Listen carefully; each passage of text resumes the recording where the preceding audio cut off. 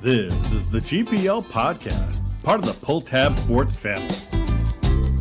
I always Uber Eat Taco Bell whenever I'm on here. Oh. I told my wife that too today, and she's like, "Not tonight, not tonight." But I Uber Eats Taco Bell, and I think I woke up at like 4 a.m. and I was like, "My Taco Bell's still outside."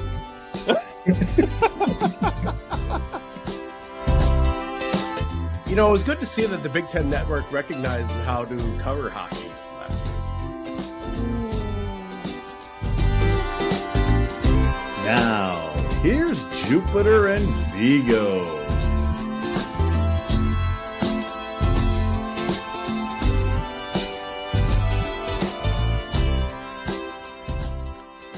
Good evening and welcome to the GPL Podcast, episode number 280. Good evening, Vigs. How are you doing tonight? Oh, you're muted. Oh, there we go. You pulled a me. Well, usually you automatically unmute me coming in. So, as usual, you know, I am just keeping everything going right now, trying to scramble my way through the hockey season. Very intense period of the year right now, but exciting times too. Unfortunately, we saw the Gophers on Friday not do so well. But okay, let's talk about some good news first, because you know you talk about how busy it is, and it's going to be busy. You know, we're off next week, but after that, it's going to be busy through the rest of the season. And one thing, we're going to be doing a special show on February 20th, that Thursday, aren't we? That's right. There's a new sheriff in town with high-speed internet, and Yes. we're going to be doing Fiber to the Fish House, sponsored by Gateway Fiber, coming up here in Maple Grove on February 20th. We're going to do a live pod from there, kind of infrastructure coming from Gateway Fiber, so it should be fun. There'll be lots of things there to do, and celebrating the arrival of Gateway Fiber to our shores in the most Minnesota way possible by doing a pod in a fish house. A pod in a fish house, Vigs. It's going to be a little crazy, isn't it? Yeah, I feel like we should have had Jack Ramsey lined up for that show, being the ice fishing expert, but I think he'll be busy. So there'll be lots of fun stuff there, some giveaways, some other pods. Kind of the main thing. Yeah, it's all by Pull Tabs putting this all together, pushing, Gateway Fiber on kind of the northern parts of the cities, Plymouth and Brooklyn Center and all that other stuff. And I think earlier in the day, they're doing some free pizza and stuff like that from like 11 to 2. And then our show will be at, was it 4 or 5 p.m. that day, I think, Vigs? Yeah, 4 to 5 we'll be there, and we'll have Cappy on with us to talk about Ohio State that week. We definitely will. So we're excited about it. We're going to talk more about this when we've got John King on in a couple weeks. So that'll be fun. But we just wanted to make you guys aware we're going to be live up in Maple Grove on February 20th. Okay, now the bad news, Vigs. Yeah. I picked 5 points last week. You picked 6. They got 1. And let's just do it now. This is how we felt on Friday night. Rain, terrible. Gave up 9 goals, Vigs. It was not a very good weekend for Minnesota. Luke Middlestad had an interesting comment this week. It's like, we got to get the me out of our game. And I think they also got to add a little bit more compete. You know, the fine line between successful hockey and losing hockey sometimes is pretty small. And the game just got away from them play after play after play. And Adam Nightingale's done a great job acquiring talent at Michigan State, and they definitely capitalized. The Gophers didn't get great goaltending either. Tough recipe for success. It was kind of like the antithesis of Mike Hastings hockey. And luckily we have a guest on to maybe show us like all the things that a team can do right to do wins this week and things that are going well, because it's definitely not good feelings for the Gopher family right now. It was bad feelings, but better feelings throughout the season. Didn't start so well for the Badgers, but when we talk Badgers, we only bring in one guy, Todd Milewski. Let's bring him in. Todd, how are you doing, man? I was making sure that was me when you were one guy. Thanks, guys. Well, I'm good. How are you guys? We're doing good. You know, Minnesota, bad weekend last weekend. It happens. The Badgers on the other end have been doing much better, a lot less. Well, okay. They have 3 league losses regulation. Yeah. They have 7 shootout or overtime losses. And that's what's really been killing them, because early in the season, they just weren't scoring. Well, killing them, but also propping them up. If you want, I glass half guess. empty, half Yeah, full, yeah, right? I guess. They're in 4th place right now because of those loser points. And Loser points. let's call it what it is, right? Yes, yes. You're getting a point for getting to overtime. Okay. But yeah, they've got 2 goals in overtime this season, both of them by a defenseman who's now out for the season. They've got all this, who probably normally wouldn't have even have been in those overtimes, but he scored once on a shift where he just happened to get out there because they were pretty deep, 3 or 4 minutes deep. And they said next time, no, throw him out there again. And he scored again. And that was Daniel Lotch, and he's out for the season with an injury. But scratch your head time on how that's kept finishing that way for him. But the Badgers have to be happy with 4 points on the weekend against a Michigan team, and maybe also Michigan a little disappointing this year so far. Would you say? Yeah, I think there's elements of their game that are fairly disappointing. I don't know that we knew for sure what, whether they're going to be able to outscore their errors like they have in the past. And I think there's been some major cases of that this year. They were not very well disciplined, which I think, hearing from a few Gopher fans last week too, in some of my mentions, not a shock. But it's a team that can be really good. It's just not all put together there right now. Well, one team that is put together in Michigan right now is Michigan State. Vigs. Minnesota certainly handled Michigan, a month and a half ago now. But Michigan State definitely has Minnesota's number. They do. And I think a lot of people coming into this weekend were looking at Trey Augustine as this, brick wall goaltender that was going to give the Gophers lots of trouble. The Gophers did get to 3 in both nights. Mm-hmm. If you get 3 against Trey Augustine, you have to feel pretty good about yourself offensively. But on the flip side, defensively, Michigan State really took it to Minnesota. I thought they outcompeted Minnesota on plays at the net. I thought they took advantage of Gopher turnovers. On the faceoff circle, they absolutely hammered the Gophers. I think they won like 65% of the draws on the weekend. It's hard to win hockey games when you start almost every key shift without the puck and chasing. And they're losing draws clean too. I know during availability this week, Motzko was trying to say it's a shared responsibility on this team to win draws with wings and other guys helping out. I got to see some in-stat video this week looking at face-off losses. There's a lot of clean ones that other teams are winning. So that's got to change for Minnesota. I'm not sure how it's going to, pan out, because it's not like you can bring in new centers. They've got to keep working with the ones they have. But it's just interesting to hear the way the coaches and the players talk about it when they're asked about face-offs. And you talk about it, it's a team thing. But like you said, if you looked at those instats, there were quite a few times, boy, you lose that face-off in the defensive zone, all of a sudden, boom, the puck is in the net, and it's directly off that. Well, and it's leading to quick offense too, off the draws. Like, other teams are able to get the puck moving and get pucks to the net. It's not like Minnesota is being aggressive and blocking those shots and getting in lanes and getting in their structure. It's almost like sometimes they lose their draws in the D zone, and it takes them a second or two to kind of figure out how to defend. And against talented teams, they're going to take advantage of that. And it's just a detail to this team that they're going to have to figure out as you get deeper in the season, because draws matter. And you get to tournament time and in these one-and-done situations, and you can have the most talent and the best power play, but if you can't win faceoffs at least 50-50 or contest them, you're going to be in trouble. So a 9-3 loss, a 3-3 tie, and then it leads us to our favorite new stat, Todd, the most unbelievable stat of all time now. It is. It totally is. 10 losses in a row on the shootout, 25 misses in a row. It is not explainable. It's not. It just isn't. I mean, post and or crossbar and up on one of them this last week, right? So 3 inches and you got a goal. Yeah.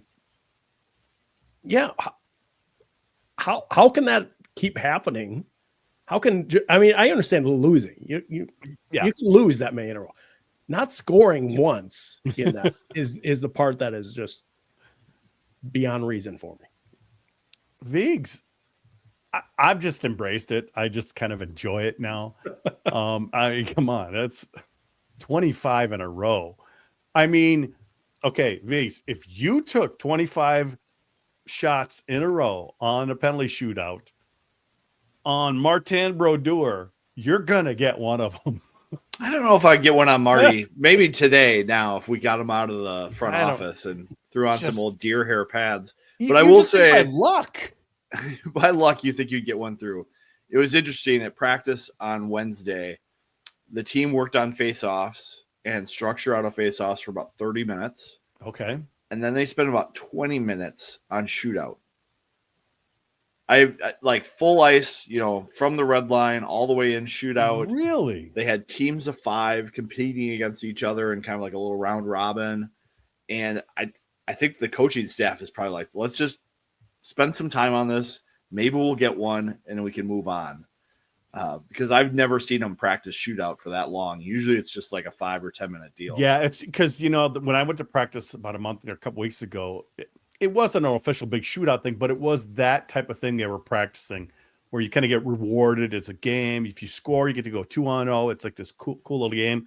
And then you're pitting, one side against the other. So it's not like they are not practicing it. They were kind of doing it in fun games, but you were specifically saying they practiced for a while specifically on it this week. And maybe with a little bit of pressure, they wouldn't share with me what the reward was in the penalties. Sometimes with little kid, you call it the orange and the lemon. If you're on the good side, you get to go to the orange line and you're playing to win the orange. If you go to the lemon line after missing, you got to score. Otherwise, you're going to have to eat the lemon at the end as the loser. So, they were playing for a little bit of pride in that one and maybe something else. Mike Kester's group won it out of the shootout competition.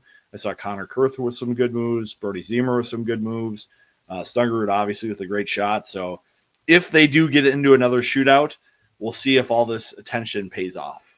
Did anyone pull a Rolston in any of that time? Just I saw a fake Rolston, but I did not see the huge slapper yet. So, well, Todd, I kind of hope it continues because it's just baffling. It doesn't make sense, like you say. I meant to look this up and I didn't. But have there been any penalty shot goals? There had to have been somewhere in that along the way, right? Well, we're not including that on. No, I know, but stat. Have they had any penalty shots that they've scored in that time? Well, Jack Ramsey missed the last one. or is he out of that stat now? He's probably out of that one now. I think somebody else has missed since then. It might have been Snuggerud. Snuggerud has not scored on a shootout or a penalty shot yet. So you wonder whether do you start changing up who's going first or who's going in the first 3, or just reversing the order, taking someone who would never get a chance and say, hey, they've done that though. Really? They've totally done that.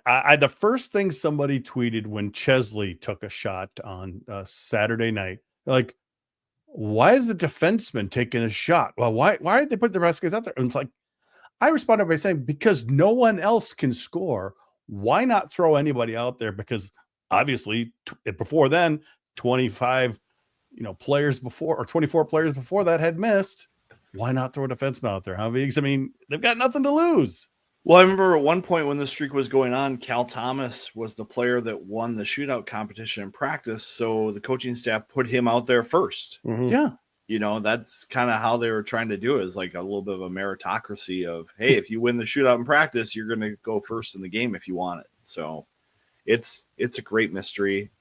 You know, luckily for pairwise, you know, this shootout stuff doesn't matter. So if you're a Gopher fan, you can look at Friday's 9-3 loss. That's just one loss in the pairwise. It doesn't take into account score differential. And then the tie is a tie. Mm-hmm. So the Gophers have 2 ties, I think, this year, and 4 losses to Michigan State. And obviously it's not hurting them too much in the pairwise. They still are in position for a number 1 seed. It's just Michigan State and BC seem to be running away with the number 1 and number 2 overall seeds. And you did find the Jimmy Snugger who did score in November 2020. Is that the stat you found? 2022 against Notre Dame. Oh, 2022. Yes. I didn't quite read that. I think he's missed again since then. Yeah, I think so too. But that's just it, Todd. Everything just kind of blurs now. Right. It's like right. with such a streak, I enjoy it now. I have my little file up ready to put it in the system of who's missing and whatnot. I that's all you can say. I'm just laughing. I'm just enjoying it. Especially when it only matters to the degree of a point in the standings. True. And true. Yeah, that could be valuable, but it's easier to say it'll be all right. Well, if they are behind a team by a 1 point, for a place, maybe if they would have gotten those 2 extra points during the season. Yeah, I mean, if it means the difference between winning a championship and finishing second, or getting a home semifinal, or going on the road in the semifinals, that's gonna feel pretty bad, right? I can imagine like losing by 1 point. Let not say they're gonna to Michigan State Bigs, and we know they probably would rather finish second than first. But isn't there like a bonus for? I mean, Bob missed like a $30,000 bonus just a few years ago for finishing second, didn't he? Yeah, and that was the year that not everybody played the same number of games. Mm-hmm. And so we were trying to figure out, win percentage, point percentage. And I think they went win percentage, but if they would have gone point percentage, Motzko would have won the $30,000 and the Gophers would have won the regular season. Right. Fans can say what's more important. And I'm sure Bob was like, I should have campaigned a little harder for that one, I guess. But yeah, big picture, the biggest thing for me is you'd like to have a Big Ten tournament game on home ice. Mm-hmm. We've seen Minnesota have that opportunity against Michigan, and they haven't obviously delivered in those games, but they were great atmospheres. They're fun to be at. So that's really the only thing I think you could look at right now with getting the number 1 seed and winning the conference regular season. And Todd, Brad Schlossman jumped on for overtime last week, and he talked about how he's looking forward to the NCHC moving from, a big site to campus sites for their tournament, just because he's seen, at Michigan State last year, Michigan and Michigan State, great atmosphere. We've seen it at Mariucci, and he talks about games up at Michigan Tech and how it's just awesome. It's the way to go now. It is. I think I still will say if anyone could pull off what the WCHA pulled off with the Final Five back in the day, you absolutely have to do that. But those days are gone for any number of reasons, but beyond the fracturing of the league, more just the fan engagement seems to be a little less that time of the year of getting everyone in one place. I mean, we've seen the NCHC has been able to do it to a degree, but it's obviously fallen off for them too. And it just seems like the way to go. The numbers don't lie. The pictures don't lie. The video doesn't lie. It all just makes sense to do it that way. And then you start to ask, as I'm sure Brad would extend it on, why wouldn't you do that in the NCAAs? And I don't, there's still not a great answer to say, well, here's why not. Unless it's the Kohl Center, because we know the Kohl Center struggled because they got other things planned. No, and honestly, that's one of the reasons why Wisconsin wasn't really hugely in favor of sending the Big Ten tournament to campus sites because they couldn't guarantee they were going to have their building for all of it. But they've worked out most of that now. There's still the usually it's one weekend a year that they've don't have their building and would have to play on a Sunday, but it has never been a factor before, so haven't had to cross that bridge yet.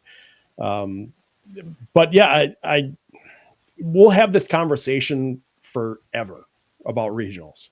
And if it does happen, people will start having conversations about going back the other way again. So yeah, this is just what we like to do is find the problem and, or if it isn't a problem, make it a problem.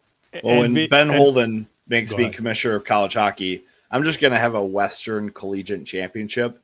And it's going to be everybody from NCHC, CCHA, NCHC, Big Ten, and you're all just going to play at Excel, and it's going to be, a 16 down to 1 weekend, and it's just going to be a great festival of college hockey. The East Coast can do the same thing. They can do their Champions of the East with Atlantic and Hockey East and ECAC, and they can have their tournament, and then we'll have campus sites for the regionals, best of 3.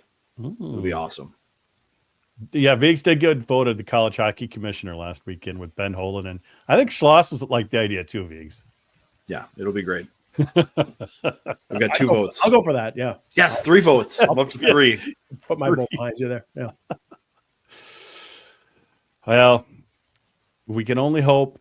Schloss did kind of mention Viggs that he thinks that some of the turnover of these older coaches could help that cause, with some schools going younger with their coaching staff. Yeah, I mean, it could happen, but it's long term. They're already set with sites now for a couple of years, and it'll take some time to revisit it. And as much as people like to ask the coaches about it, they're not the ones making the decision. They put in their input, but they're not the ones making the call on it. So yeah, it's not all on them. I mean, they have a say in it, but it's not.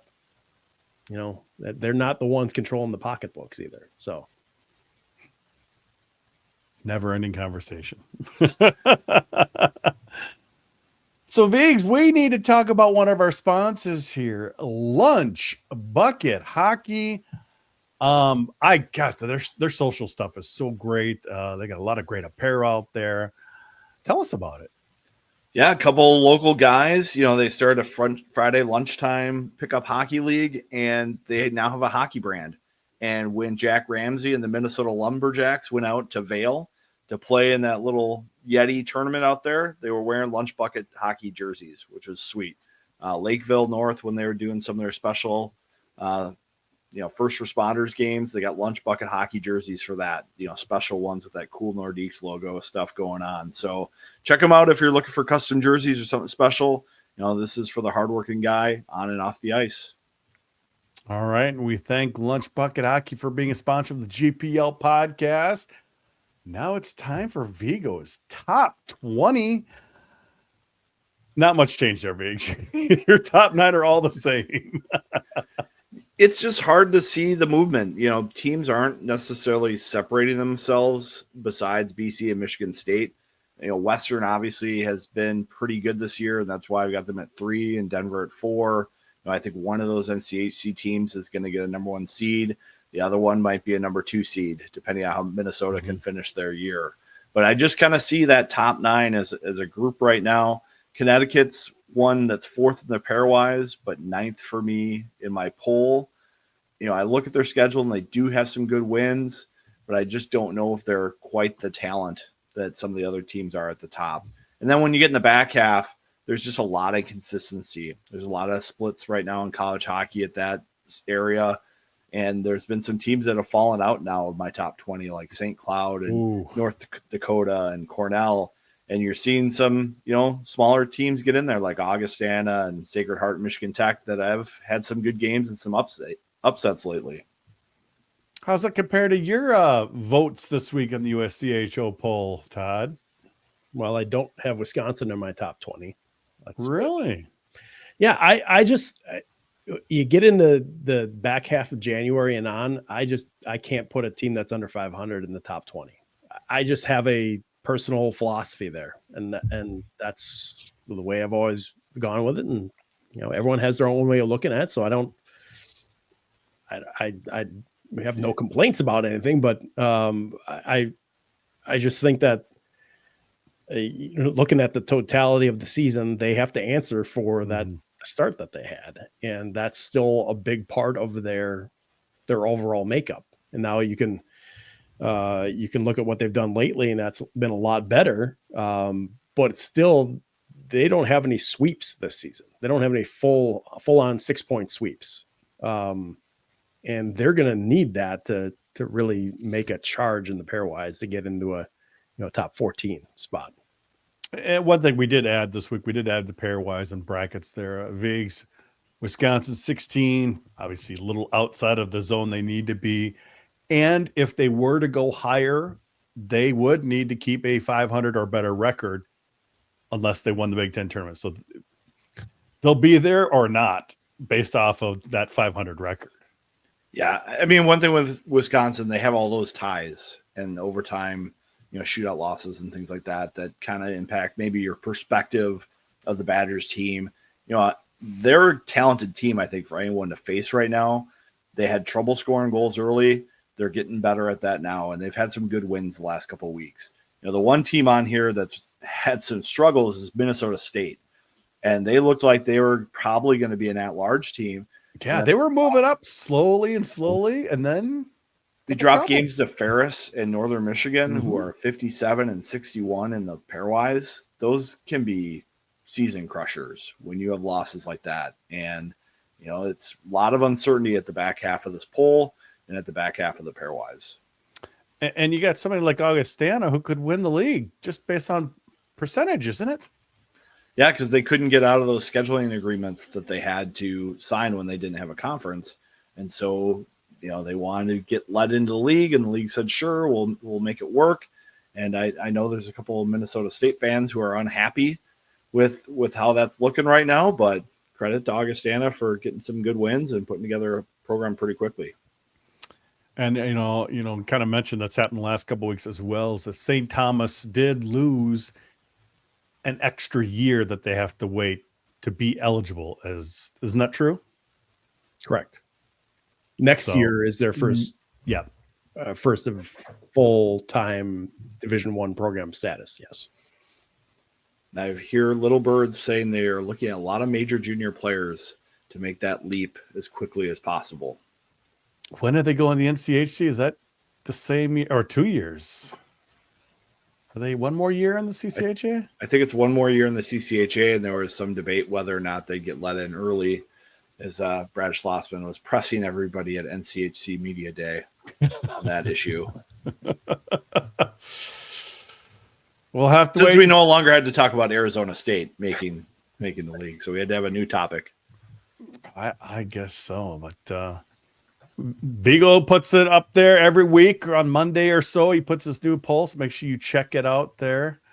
Just some of the new things we're doing this year. I've been spending a lot of time. Well, geez, we had a server issue last week right before the big series. Got it turned on in about 24 hours to a new site, running faster, making some other changes. So it's been very, very busy, to say the least. And you've been crazy busy this year, Viggs, with so much of youth hockey and everything, haven't you? Yeah, a lot of youth hockey. My kids, my Pee Wee team got to do a Minnesota Wild Youth Spotlight game earlier in the year, which was a big surprise. And this weekend we get to do a Mayor's Cup game with a Minneapolis team against a St. Paul team. We'll have Mayor Carter and Mayor Fry there. We'll have 2 Hobie Baker guest coaches for the game, so that'll be fun. It's kind of a kickoff for the World Junior Tournament put on by the team that's going to be helping run that next year when it comes to Mariucci and Excel and Tria. You missed a fun Friday night at Hockey Day with the alumni and college hockey alums playing off against each other. I think Minnesota would have liked to have taken maybe the college team should have had a little bit older players, because most of their guys were from the 2000s and before. Whereas Minnesota did have some. I mean, Brian Bonnen played, Mike Crowley played, They look great. Geez, I see Brian Bonnen skating out there. I look at the video I took, and I don't even have to see his number or anything. You can just tell by the way he skates. It's just something you can't forget. But it was a fun night. Did Bonnen circle the offensive zone a couple times with everybody in the crowd yelling "shoot"? No. I don't know if he did that, but it was fun because I was shooting from the bench right there.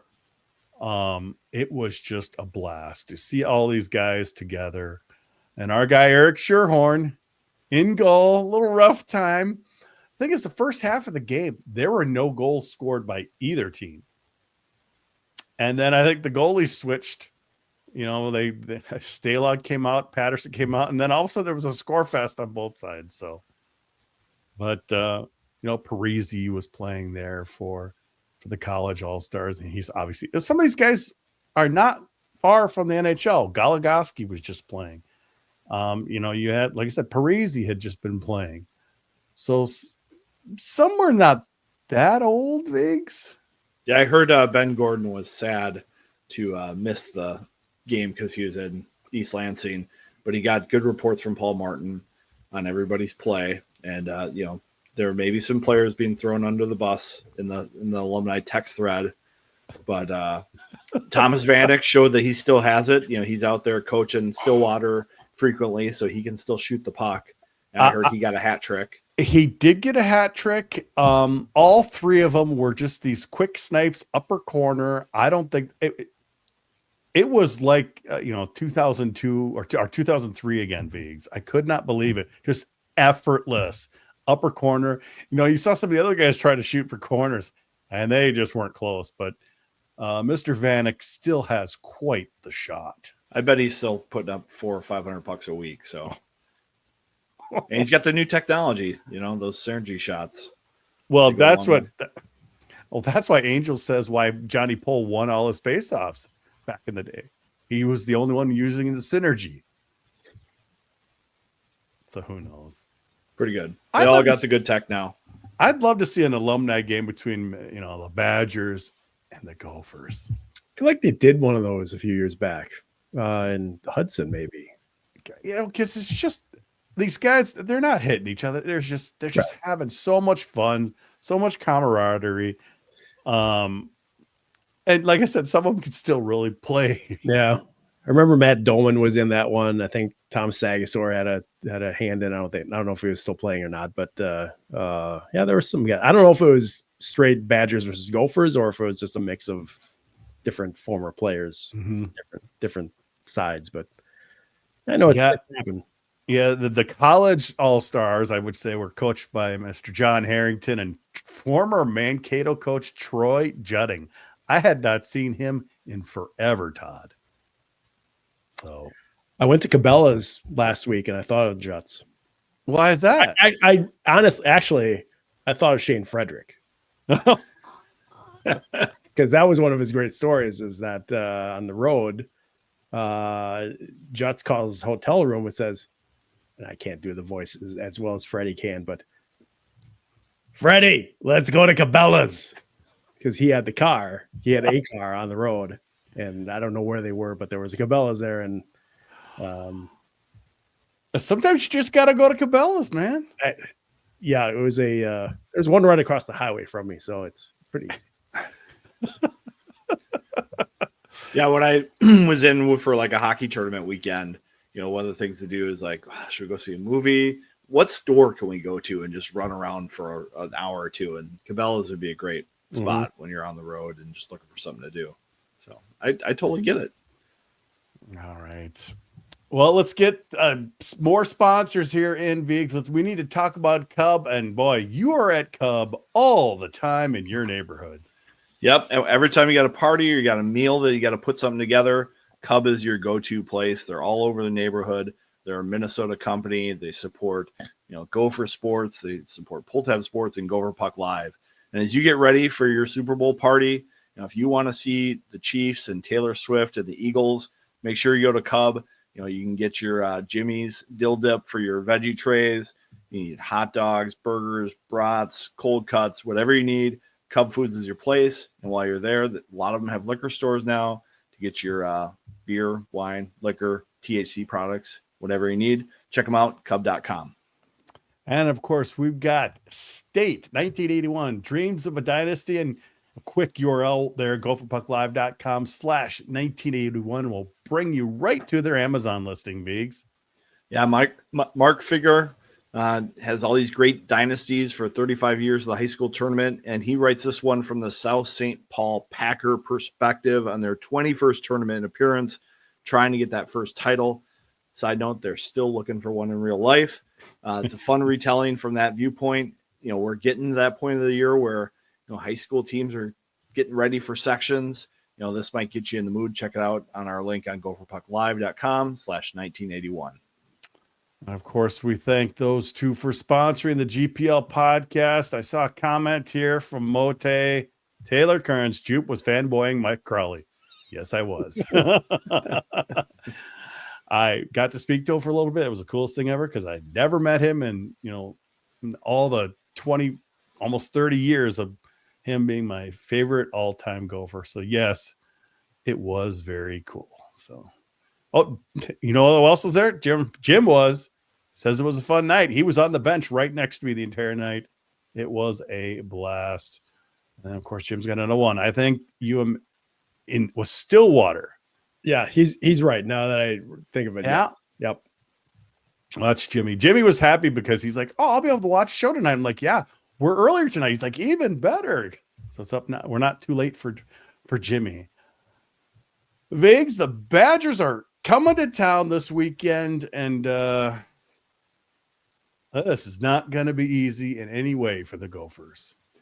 No, and not the kind of struggles that the Gophers are having right now. Playing a Mike Hastings coach team is not a great recipe for that kind of situation. If they don't get good goaltending and they're bad in the face-off circle, this is a weekend where Wisconsin could take advantage and maybe kick Minnesota while they're down. Yeah, I'm a little nervous about the Gophers right now. They had a bunch of guys who are dealing with illnesses and now some injuries. Beckett Hendrickson, August Falloon re-injured themselves this past weekend. I know Hendrickson was skating this week, but Falloon was not when I was there at practice. So a little bit of an unknown. And when you've got guys that are, not feeling well, a little sick, it's like that battle level just drops a little bit. And Wally Shaver said on the flight home from East Lansing, it was like a chorus of coughing on the flight. So it's just something they're dealing with. I know a lot of teams in college hockey are dealing with the same thing. It just seems to be impacting Minnesota a little bit more than even their injury struggles in the first half of the year. Better now than in March, Viggs.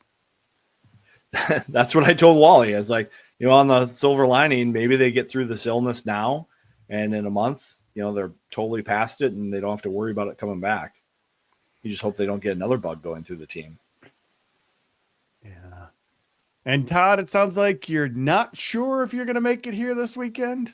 Hoping to, not okay. Going to be having the expenses covered. So working on some things. I'm going to try. Got any relatives up here you can hang with? You can stay with Viggs. I've got a spot, Todd, if you need one. We'll talk. Yeah, we'll talk. I've got some youth hockey on the weekend, but you come down to Tria and check it out as well between games. Cover the games. There we go. Yeah, you cover the games. Get ready for World Junior coverage. Yes. Oh boy. So Todd, yes, Badgers only have 3 regulation losses, 7 overtime / shootouts. You spoke early in the season, they could not score. Mm-hmm. How have things changed in your point of view? More people have found the way that they need to play, I think, is really what it's come down to. Quinn Finley's been there the whole time. He's pouring in goals like they need him to. Their first line's been really good, but they've been pretty good the whole season, even in that first 10 games. It's the next few guys that have started contributing. They're getting more lately from Christian Fitzgerald, who's playing center, even though he's probably should be playing a wing. They'd really rather have him on the wing, but they just don't have the depth at center to put anyone else in there. Tyson Dick had a really good game on Saturday, maybe his best game of the season, goal and assist, and created a bunch of chances. Simon Tassi struggled with injuries first half of the season. He's finally feeling healthy to a point where he can do what he wants to do, both in kind of being a pest sometimes and in, getting the puck to the net. They went 20 some games with only having 2 goals out of their defensemen, and both of those were those overtime goals I was talking about earlier from Daniel Lach. Now they've got a few guys that have, all had 1, and it's not much, but it's something. And so that's where it's changed a little bit. It's exactly that, not much, but something. And when they're able to limit the other team's chances, a lot of times that's been enough, at least enough to get to overtime, which is the way it's been gone. A lot of the times they've been in a lot of close games in the third period, been able to get a lot of them to overtime and win a few of them at the end. So that's the change from the first month of the season, is that there's more they can depend on, not necessarily being sure of who it's going to be game to game other than that first line, but someone's come through. And, one of those overtime losses was to the Gophers, Vigs. Snuggerud setting Zemer up in a midair kind of bunt into the back of the net to win it in overtime back earlier this season. Snuggerud has been playing very well lately. He is one of the bright spots in some of the bad games. But I am concerned about Mr. Lamb. He has been quiet for a while, and he needs to kind of wake up. I think he does, but one thing about Lamb is sometimes I don't know if he's so much of a play driver kind of person right now.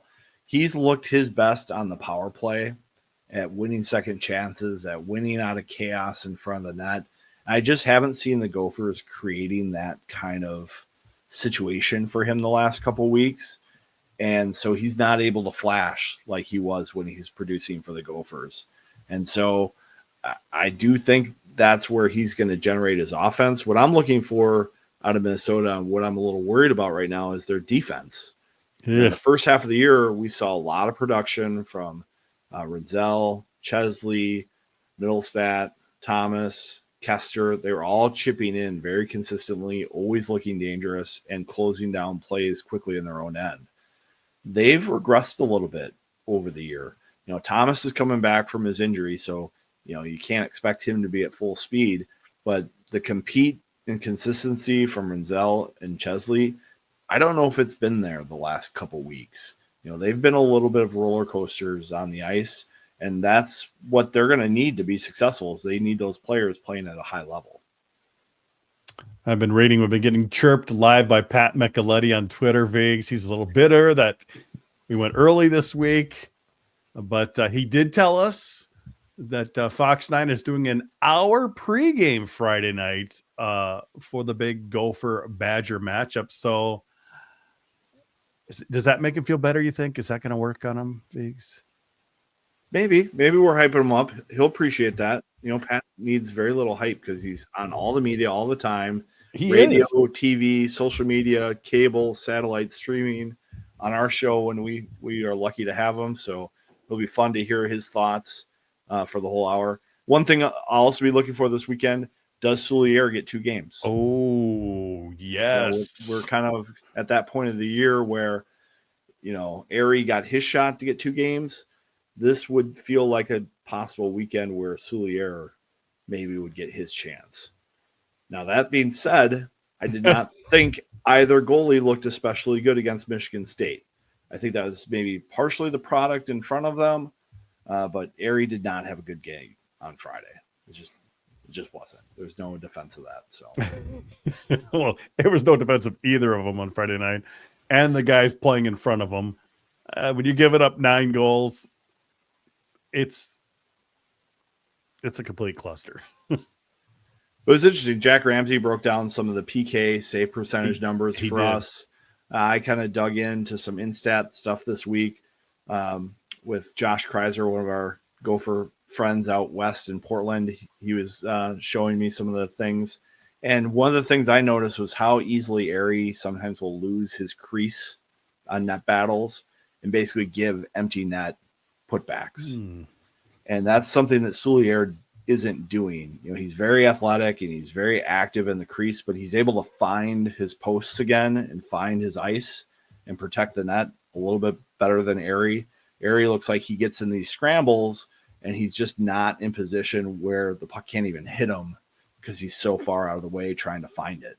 So I think that's one thing to look for in maybe in a series like this where seasons, they're not teetering, but this is a key moment of the season, I think, for both teams. Maybe Soulier gives you a little bit more of a veteran presence for both games with big crowds expected at Mariucci too.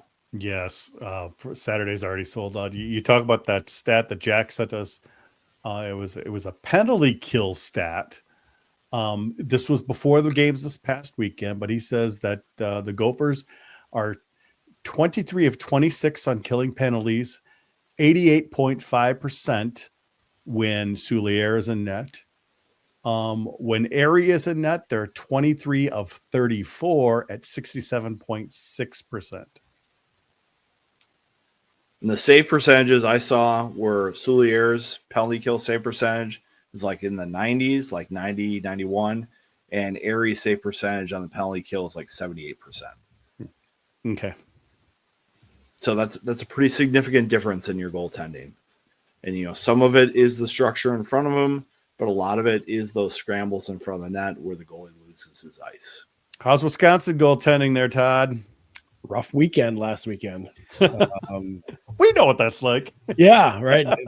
Shared experiences here. Tommy Scarfoni started Friday, gave up 4 on 14 and got pulled. And that's the game they came back to win 5-4. And William Grama came in and stopped all 80 faced the rest of the way. And Michigan really did not have much of a push after they scored their 4th. And so that was part of the reason why. That sounds familiar. Yeah. Wisconsin was able to get back in that. And then they gave Grama the start on Saturday, and he gave up 3 on 4. So, and got pulled, and Scarfoni went back in. And that has not happened a lot since Hastings has been here. I felt like we saw that a lot, that kind of the goalie carousel in the Granado years. I mean, really year to year and in game a lot, because it felt like there were 30 different goalies in Granado 7 years. And it just was a kind of a revolving door at some point. But what happened last weekend, I think, was they wanted to say it was an aberration. It was not. This is not something we're expecting to happen again, but you've got to go out and prove that. And Tommy Scarfoni has been a lot better the second half of the season than the first half of the season, but I'm interested to see whether, a couple of bad bounces, and there were a few of those, kind of, reorient his thinking or get him off his game at all. And they need him. They need him. They need the defense to be strong. That's, what Mike Hastings teams are always built around, is being strong in the defensive zone and building out of that. Then when you're playing like you feel like you need to be perfect in the D zone, that makes it hard. And that was really the trouble the first part of the season, right? Is that they weren't scoring enough. They knew they needed to be almost perfect. And that's not a good way of playing. You're not playing very free. No. You're feeling like you're locked, the chain's on. There's been a lot less of that lately from the Badgers. So I feel like that's one of the things they have to emphasize to themselves, is that we've seen how this works, and we've done it against really good teams. And it hasn't always ended up with the win, but the process of it has led to some pretty good things. I'm taking a look at a couple comments. You mentioned Josh there. He's thanking you for the shout out, Vigs. And then, of course, we got Tim Hapke, which has got probably a good question for Todd here. Is Hastings still closing practice to reporters? That is correct. Oh, he afraid you're going to snitch and tell all the secrets, isn't he? I got a big mouth.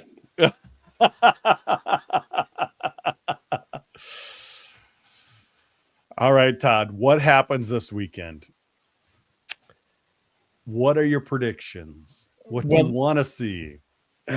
I want to see the game in person. I want to see the games in person. So, all right, that starts that.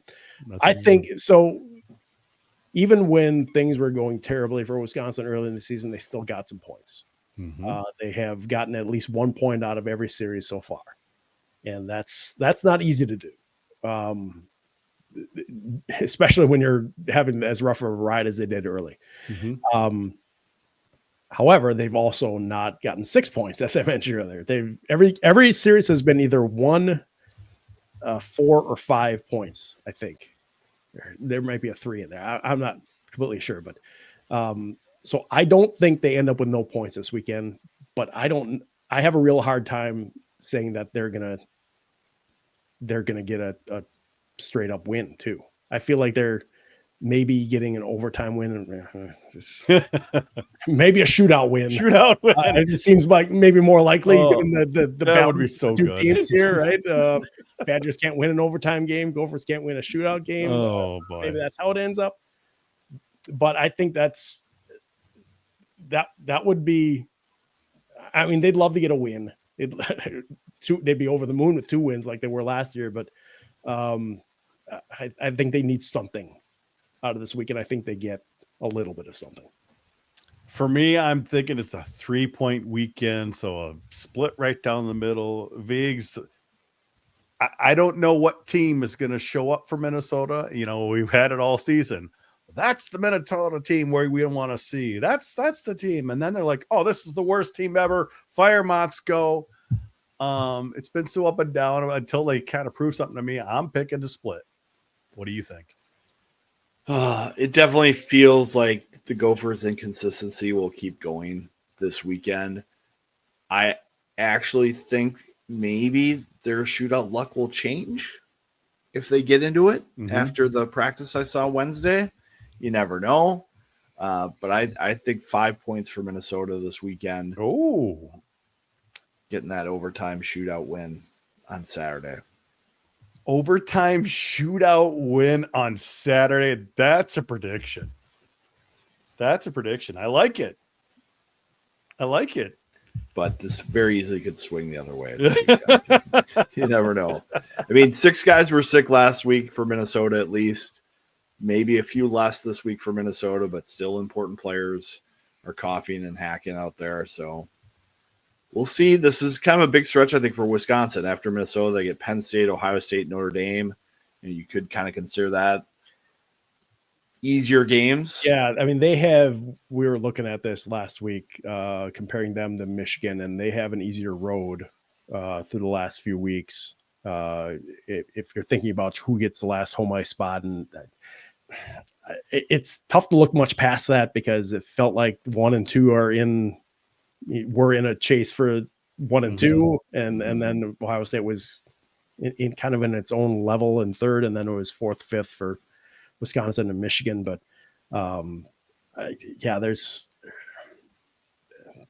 a lot to be decided in those few spots now. All right. Either of you have anything else for this week? Vigs, Todd? I'm just really interested to see if Soulier is the first goalie out on Friday. I think that's the biggest thing for the weekend, and see how he handles it for Minnesota. You know, he likes to perform, likes to put on a show, likes to be active. Wisconsin likes to dump pucks. This could be an opportunity for him to handle a puck behind his own goal line and maybe have a little bit of flair. Could be fun hockey to watch for Minnesota fans. I will say we had Edina's Ben Dexheimer in the media room this week, and he threw some spice into our usually pretty, quiet press conferences. Really? Talking about hatred, talking about wanting to be the bad guys, and So that, I'll have that in the story on our website, Madison.com, BadgerExtra.com Thursday morning. Let's go. Come on. And we need some blood on this. It feels like that's been been quiet for a while. Mm-hmm. That used to be the thing. Everyone, at least on the Wisconsin side, talked about that because they didn't really have a whole lot else to talk about for a lot of years other than that hatred and not wanting to lose again. It's moderated a little bit in the last decade, I guess, but it is a little bit, like I said, a little bit spicier, a little bit nicer to have some passion going into things. And he's talking about how much they love having, the student section going to be there an hour and a half early and right on their backs and warm-ups, and how much they love that. And they the Kohl Center was great on Saturday night. The announced at 13,000. The student section was just about full up to the top of the third level. And it was just like that energy is, for a pretty good amount of time at Wisconsin wasn't there. And so it's good to have that back. It's good to go into these buildings where it's going to be there when it's a border battle. That's fun. That's what I love to see. Todd, do you get the sense there's going to be a good travel crowd from Wisconsin for the series? Minnesota, sometimes their sellouts haven't happened early in the week this year. And so when I see that kind of happen for a weekend like this, where they announce the sellout on like Monday, that to me tells me visiting fans are going to be coming to the series. Yeah, it could be. I don't know that. I haven't gotten any sense from people that this, something we've got to go to, is especially after, basically a month after the Wrigley thing that everyone put a lot, if you're going to go away for a game, that might've been the one, right? But easy enough trip here. Not as easy as Chicago, but still pretty easy. And I know I'm not the only one that loves going into that atmosphere at Mariucci and seeing, even as someone who's just there once a year, kind of experiencing that as just a person who's been around college hockey this long, knowing that atmosphere is one of the purest in our game, and accepting it and loving it for knowing that it was kind of down for years and it's back again. And it's one of the coolest things to hear when that building roars. And we had a couple of those at the Kohl Center last weekend, and it was fun to hear that. And it's fun. It's fun to go on the road, Todd. It really is. It's fun to go into somebody else's barn. So many times, I've been to the Ralph, I've been to the Kohl or St. Cloud and Duluth. When those places are rocking, Vigs, it's a good time. So. Sure is. Should be a great weekend. Be aware, women's team plays Ohio State on Friday. So we got 2 games at once. So get there early if you can. And Saturday the women's are at 2. Yep. There's a lot of events going on Saturday too. So plan ahead. And I'm heard a rumor that they might be doing something for Frank Mazzacco Friday night. I haven't confirmed it. I should probably do that, but I wanted to get it out there just in case. You're starting to make my decision here for me, Jupe. How I need to be there. Yeah, you might need to be there to see Frank. So, well, that's going to do it for this episode of the GPL podcast. We're off next week due to the bye, but we'll be back in 2 weeks with John King, the Kinger, as our guest. For those of you watching live, stay tuned for a short overtime this week. For the rest of you, we'll catch you next week on the GPL podcast.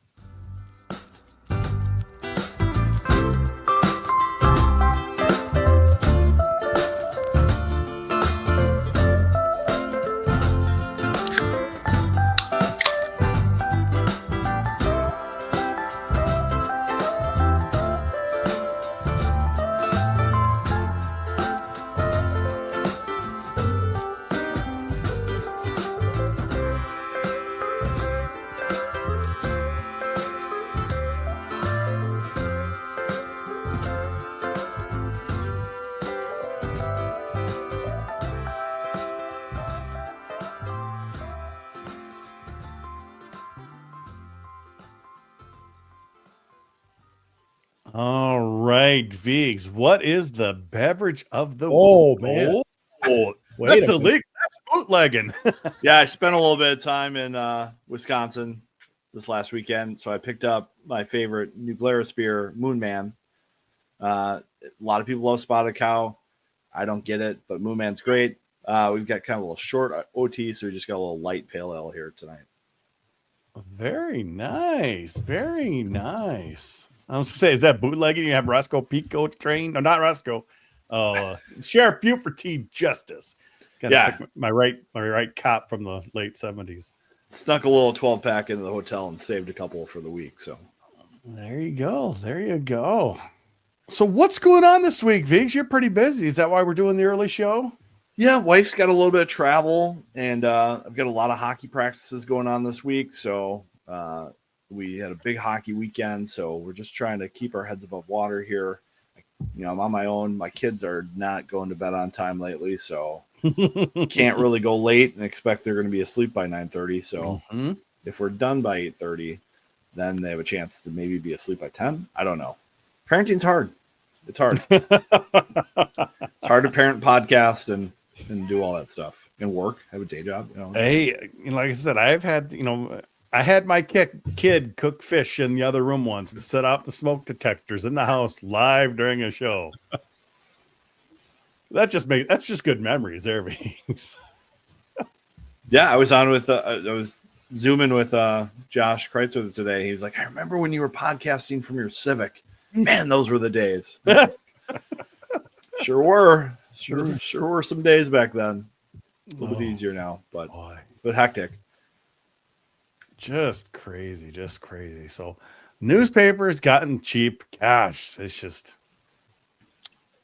we hate it. We hate it. Not great times as in the print world, and I don't even know if we consider ourselves that really anymore. We're so digital focused but that's still not bringing in enough money. So yeah, it's and then I missed the Facebook stuff because you're not doing that hardly at all.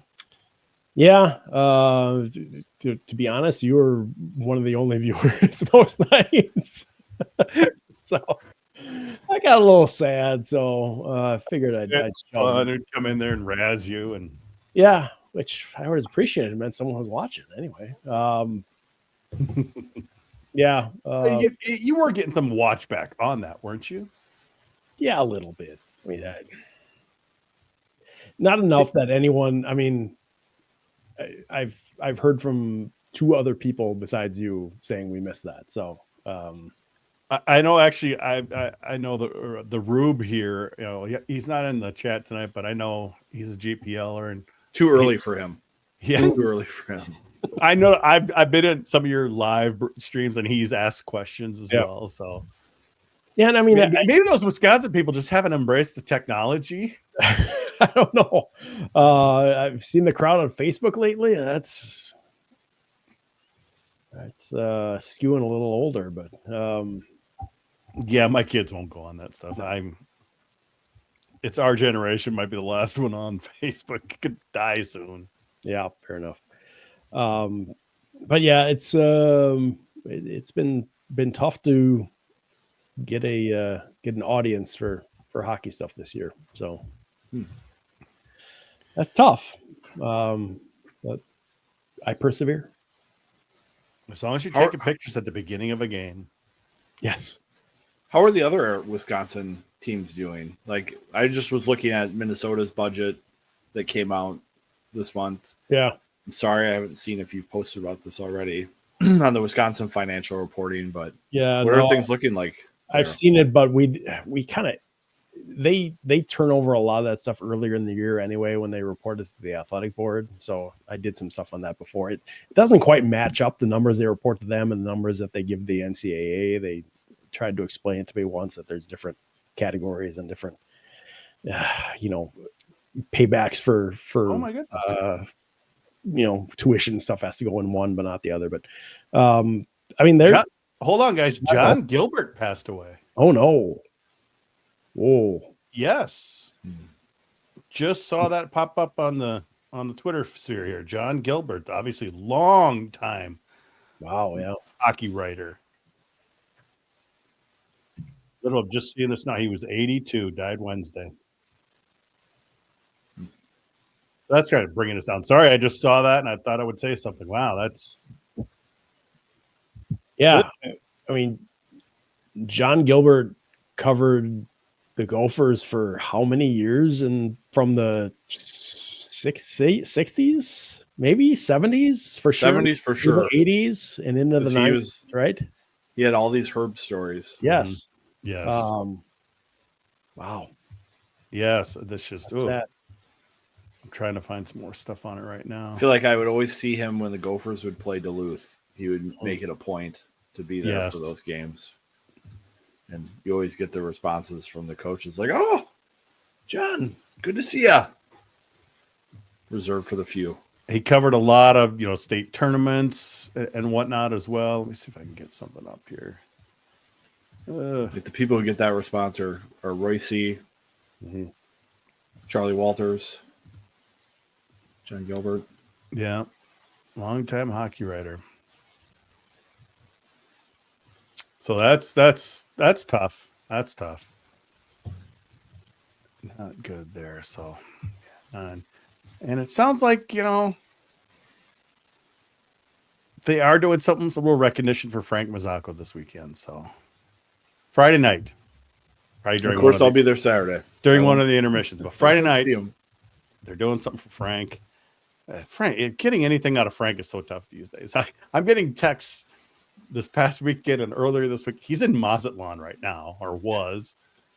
And he's telling me about the planets he's seeing in the sky. Yeah, there's Jupiter up in the sky. She's texting me. Oh, the sky is wonderful down here in Mazatlan.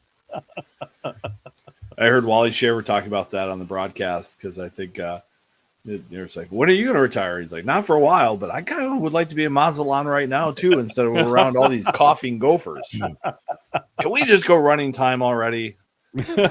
Oh, yeah, because I was at that alumni game Friday night, and it was 5-3. At the end of the second, I'm like, on my drive home from Shakopee, I listened to third grade had just started. Gophers had a power play early. It was reviewed, but it's still 2 minutes. Like, maybe they'll get back into it. Kill it off, and then it just got ugly real quick, Vigs. I didn't go back and watch it. People are saying, I'm like, probably a good one not to go back and watch. Did you see much of that game?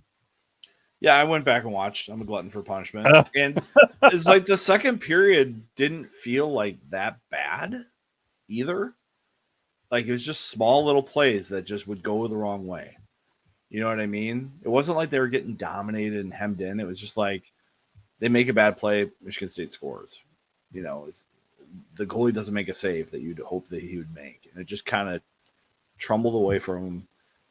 Tough to watch, but that's how you learn. That's how you learn what's going on with the team is watching when they go through that stuff. Yeah, but 9 goals. Jeez. I thought Michigan State actually played better on Saturday than they did on Friday. I thought Minnesota was just kind of soft on Friday, and Michigan State took advantage. I thought Spartans had a little bit more heart in the Saturday game and more effort. And the Gophers got better goaltending. Still not elite. Just the Friday night around the Big Ten. 9-3 in that one. 6-6 in Ohio State, Penn State, right? Pretty sure that was that. Yeah, I think so. Yeah. And then 5-4 Wisconsin, Michigan. That was a rather loose night on the defensive side around the conference. I was trying to ask Matt Wood this week about the difference he's noticed with Big Ten play and Hockey East play and things like that, and he didn't really want to get into like the looseness of the Big Ten because that's something I notice all the time in the Big Ten. Yeah, teams just will play back and forth and trade chances. I think Hockey East is maybe a little similar to the Big Ten in that mindset. It's NCHC and CCHA where things will get real tight with the coaching styles. Wood did say that his biggest difference is, you go on the road for 2 or you're home for 2. Mm-hmm. And out in Hockey East, you have so many home and homes during the year that you're just not used to that. I think it's harder to get sweeps that way too. Mm-hmm. And some of them, because they think they play every team 3 times, right? In the Hockey East, so you're playing an odd game here or there sometimes on a midweek, and it doesn't maybe build a flow that you would like. I mean, maybe you're playing more often sometimes, but you can have some long stretches too. Jeez, I'm looking at some of those face-off numbers this past weekend, Vigs. Whew. The Friday night game, Charlie Strammel, 21 wins, 4 losses, 84%. Michigan State was 68.8%. Minnesota was 31.3 that night. And then Saturday night, oh, poor Paulson. 1 for 10. Yeah, I mean, he's coming back from injury too. Yeah. So upper body injury for him that he's coming back from. So I think you'd expect a little bit of difference there. So Moore was 10 for 10. So, or 10 wins, 10 losses, 50%. Strammel came back a little bit down. He was down to 59%. Jeez. But the face-offs are bad too. They're losing them clean, and they're not competing. And then when they lose a draw, they seem loose right away coming out of it too. And the other teams are just jumping on them. I'm sure Hastings and Wisconsin will be pumped for that. Who are their big face-off guys? They've been doing well on face-offs. So Gavin Morrissey, a freshman's been doing pretty well at 55, 57%, somewhere in that range. Christian Fitzgerald, second liner, has been having a rough go, but he's under 500, 47, 48, somewhere in that range. Owen Lindmark, 6-year guy, knows all the linesmen, knows their tendencies and timing and everything. He's up near the top of the country in face-offs, 60-some%. And then Sawyer Scholl on the fourth line doesn't get a ton, but it's kind of in the 50-50 range. So yeah, if they can make something out of that. Now they don't typically, they aren't at least to my memory, aren't incredibly aggressive off of winning faceoffs. Like they don't get it to the net within 2 seconds. They're going to try and move it 3 or 4 times to find an open look somewhere or somebody that shakes free. But they did last week get one that was a pretty quick, clean win, back to the point, over to the D-man, shot, rebound. And that's what's that? It works great. I don't recognize that play at all. Yeah.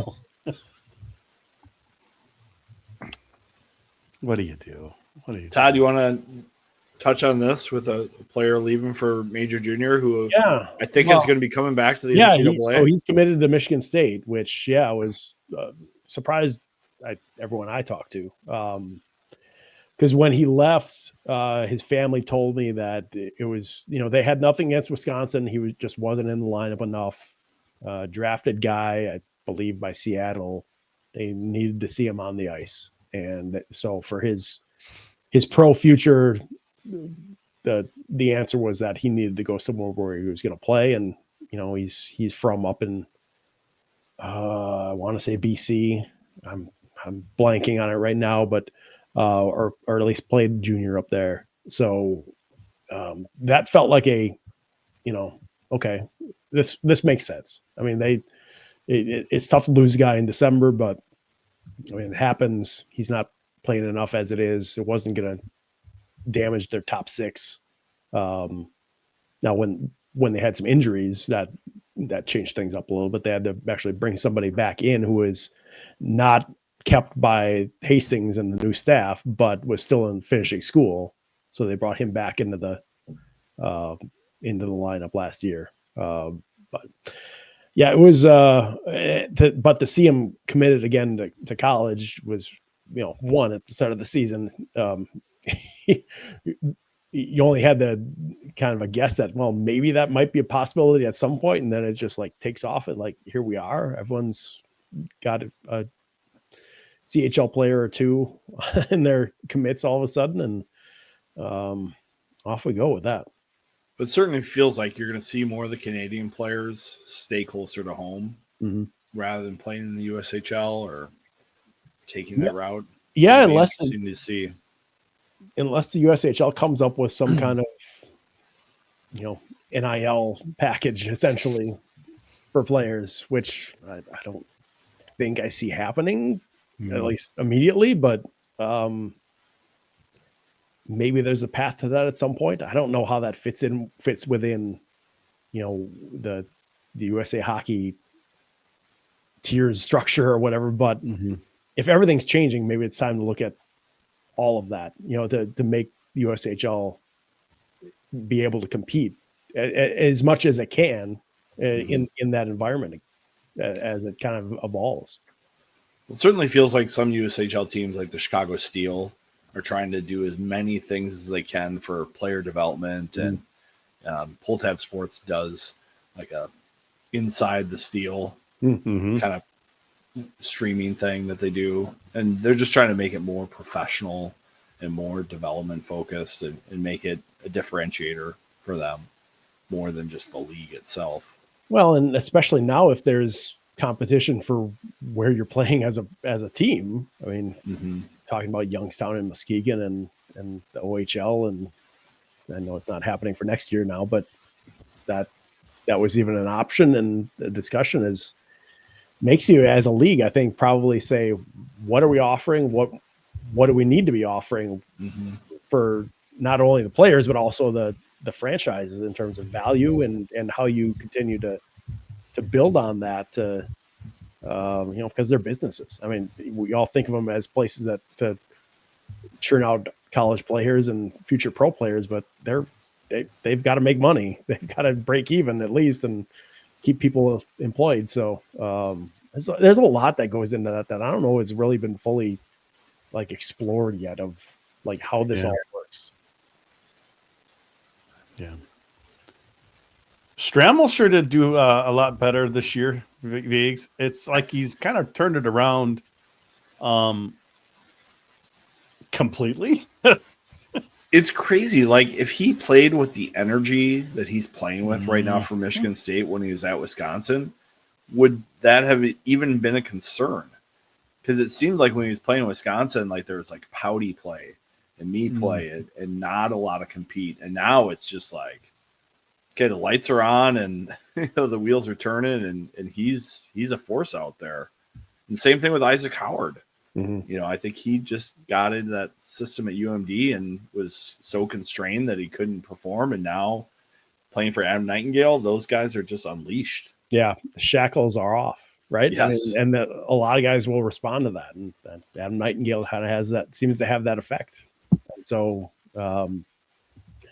that builds on itself in getting the next people in. So don't expect this to be a 1 or 2 year phenomenon here. As long as they keep him, Nightingale. I mean, because his name's going to start popping up. The more and more success that they have, his name's going to be the next one along.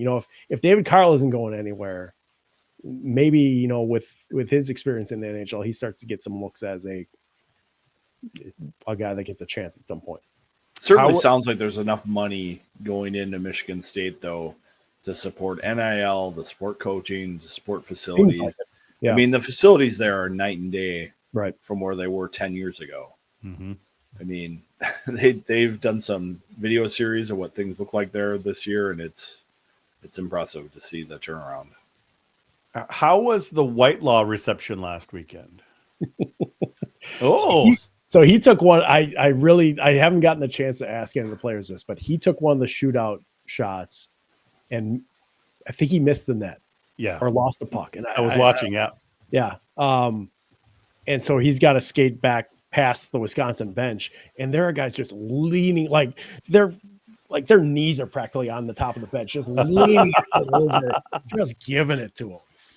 And so I thought I was laughing at that point, and I didn't really get a chance to do anything about it because I'm writing and everything at that point. But I filed that away, and I would love to have had a microphone on someone down there to hear what those chirps were, because there were a couple times where he was getting shoved after the whistle, and I mean that's the environment we're in now, right? Guys, he belongs at Michigan. So. Guys that it's a much better fit for him. Yes, I do think there's an interesting story there to do like a retrospective, like feature story on transfers coming back home. Mhm. Like a couple of years down the line, when people are a little more free to talk about, what went into the departure, why they picked the school, what it was like to play against their old team, and the teammates who maybe are happy to see those guys out the door. And it's like that in every move, that there's someone that's like, on the team that's left, that's like, oh, I don't feel bad about that. Mm-hmm. One, because maybe they didn't like the guy. Two, because maybe it gets them more chance at ice. So could work a lot of ways there. I would like to see the both of you do an expose on the Lucius family and how all that craziness came together. 30 for 30. The Lucius family. How's Cruz doing down there? Anyone paid attention? I think it was on TV when. Yeah, I saw his first game was against North Dakota a couple weeks ago. And I was kind of watching him and looked like the same guy that I remember. I mean, can get his chances, can shoot. Yeah, kind of rooted in the D zone and doing the turn and stick swing and. Yep. Expose, you two get together. There we go. We'll work on that. Biggs, when you're commissioner, can you just... Oh, there we go. An official investigation. No, we'll fund it. It'll be like, it will fund these stories to draw eyes to the game. We've got to do all we can to promote this game and get eyes on it and make it as exciting as possible. And a 30 for 30 college hockey story would be great. We could do a series. Yeah. All right. Do you have much else here, Viggs? I know you got. I probably have to parent. It's an exciting week. We've got ice times. Todd, be in touch about the weekend. I do have this lovely space. I have a bathroom that's almost finished. It's got a shower. It's got a toilet. It's got a sink. There we go. There's a fridge down here with a pecan pie in it. Whiskey late Friday night, Viggs? Just for me, not for Todd, though. So. Oh, right. Yeah. We'll probably have some homemade pizza left on Friday night when you get done posting your story. Those Instagram posts just kill me, Viggs. Yeah. I'm working on making pizzas for my work team at the U in the Athletes Village this summer. Really? My coworkers also see my pizza postings. They're like, maybe for one of our team days, we're on site one day a month. Otherwise, we all work from home. But for that one day, we can go to the Athletes Village and use the kitchen there in the Orlando Lake Center for Excellence. There you go. And make pizza. All right, then. Todd, can you stay on for just a couple minutes? We want to make sure your video gets uploaded. Same with you, Viggs. You can't go anywhere. Yes. Until 8:30. I'm on fiber, too. I don't have the Fish House fiber, but I've got fiber. It's very nice. Yeah, I am too, so it'll be quick, but we'll make sure. So see you next week, everyone. Take it easy.